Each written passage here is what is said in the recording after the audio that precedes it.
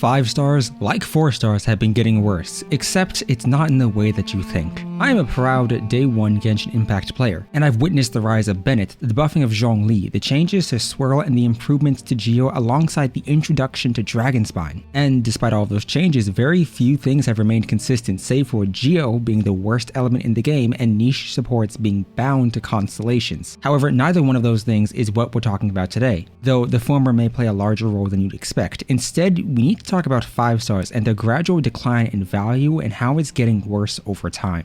First, I want you to look at our entire roster of 5-star units and exclude Dea due to her not being out at this current time, alongside the Archons, because barring Zhongli and Venti, the others have remained and held their strength long term, with Zhongli being the only one who was buffed. Taking a look at that list now, considering all the factors, what 5 stars do you consider to be the best? Some of you may toss in individuals like Kazuha, Yelan, Yoimiya, Jean, Hu Tao, and Kokomi. Others may throw in Alhaitham simply due to him being a Dendro unit. But what about the worst 5 stars that come to mind? I know commonly Chi-Chi is viewed as the worst, but outside of the standard banner, let's talk about those. Miko, Ito, Tignari, Albedo, Klee, Shenhe. None of these are a definitive answer, these are instead some of the answers I've heard along the way. And one of the points that I aim to bring up is the fact that none of the units listed here are from the post-Sumeru era of Genshin, at least in terms of the best 5 stars. And despite the introduction of Nahida and Dendro, none of the units aside from the Archon herself have been listed as any of the best or can be listed as the best.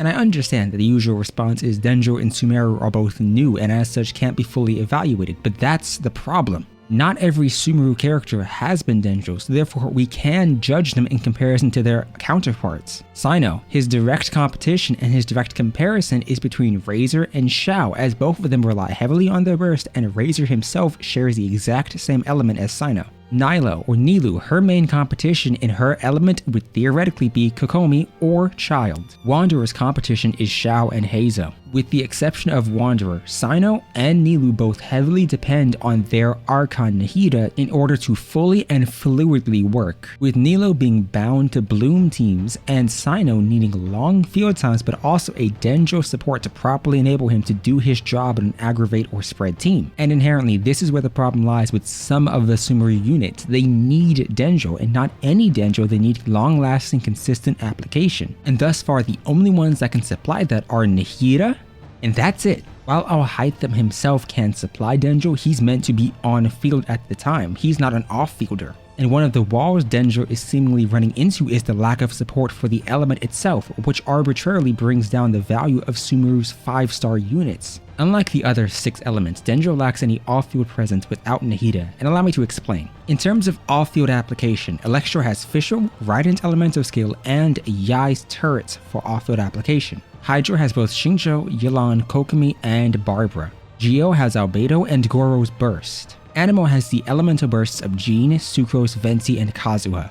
Cryo has Ganyu's Burst, Layla's Burst, Diona's Burst, Rosaria's Burst, and Kaya's Burst. Pyro, at most, has Zhangling's Elemental Burst, Yoimiya's Elemental Burst, and Hu Tao's Elemental Skill and the Blood Blossom it applies. Dendro is a new element, and it's facing a unique issue in that the closest form of application aside from Nahida is the Traveler's Burst. And while this may seem like a good thing due to how good the Traveler now is, the larger problem is instead of HoYoverse releasing Dendro 4 stars to pad out the element, we've gotten Farazan, who arguably should have been released alongside Yelan and Xiao a year ago. And Yaoyao, who despite being a Dendro healer and being teased long ago, does not provide the off-field application needed for certain units to shine. The main point I want to get across here is that thus far, Sumeru has not only gifted us Dendro, but subsequently given us the most restrictive set of 5-star units that we've seen yet, with them basically being dependent on their Archon to be good. And Nahida is good, but she is both a boon to them and her teams and akin to a leech for essentially every unit, as they all work well with her but are subsequently bound and chained to her. But this problem didn't start here. Instead, this is only the end result of an accruing issue long term. So, where did it all start? Arataki Ito, the unit who's had its abs nerfed into oblivion solely for the Emirites to come out later with the body that should have been his. Regardless, Ito is Geo, and Geo doesn't matter, right? Well, it actually used to, but Ito was the start of incredibly restrictive and niche units. He ran alongside Goro, the Geo buffer who can only buff specific Geo units, but that's a topic featured in my previous video. And then after him we had Shenhe, the Cryo buffer who had a quota like Yunjin but was a 5-star and is still to this day incredibly restrictive, as certain units like Ayaka's Elemental Burst use up her quota far quicker. Though her banner was tossed into the bin for a year before returning now, after that we had Yaimiko, an Electro unit that relied on her Archon for energy but also needed an element that didn't exist at the time, that being Dendro, in order to cause reactions. Reactions that her kit was apparently based around, and this begs the inherent question. Why? Why release incomplete units now only to give us a solution down the line, sometimes an entire year down the line? Yoimiya had to wait 6 patches before Yunjin was added to properly support her. Kokomi needed a dedicated artifact set added after her release to even scratch the surface of being viable. And as Freeze declined in value, the addition of Dendro supplemented the loss in value she received, especially due to corrosion not playing a big factor in the Spiral Abyss for a long period of time. Since then, the only passing 5-star of note was Yelan, and she doesn't necessarily count, considering that as much as people would like to deny it, she is built on the foundations of an already good unit, one of the big 3, that being Xingqiu.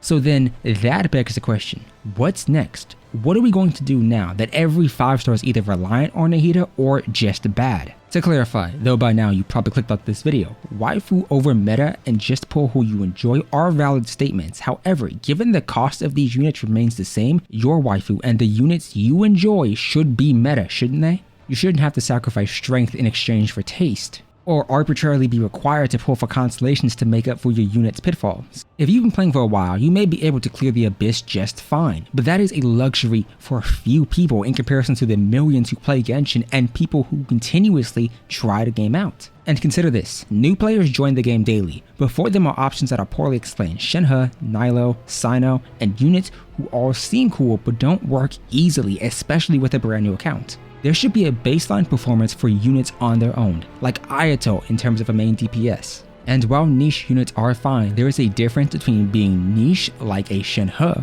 or a Kazuha, both being elemental buffers, and Nilo, who is bound to one type of team. Even units like Ganyu have access to Melt or Freeze, or Eula, who has a variety of supports she can access, especially with Mika being added now. Niche developments are good and they can be effective, especially with the addition of buffers such as Kujosara, but Nilo steps too far into restrictions and Sino leans too heavily on Nahida and his reactions. Therefore, neither of them can be worthwhile summons without prerequisites already being fulfilled, most of those prerequisites being a Dendro support or Kokomi. At this current stage in Genshin, reruns are the most exciting units for people who have what they need. And for those who are just starting out, reruns are the most worthwhile units to pull for, with many, including myself, aiming for constellations or weapons, or some just praying for Fontaine to prop up what remains of this game. Is power creep necessary? No, but many would prefer it to the lackluster results we have seen now, with too many prerequisites to get a unit going or new artifact sets added every month to prop up a unit that can barely stand on their own. While I ask the opinion of many, do tell me your thoughts on the state of Genshin if you feel I've forgotten a few characters or you feel as though the issue has started earlier than I presumed. Dendro has introduced a new element and Sumeru brought many 5-stars, yet as of now it feels as though we've lost a lot more than we gained.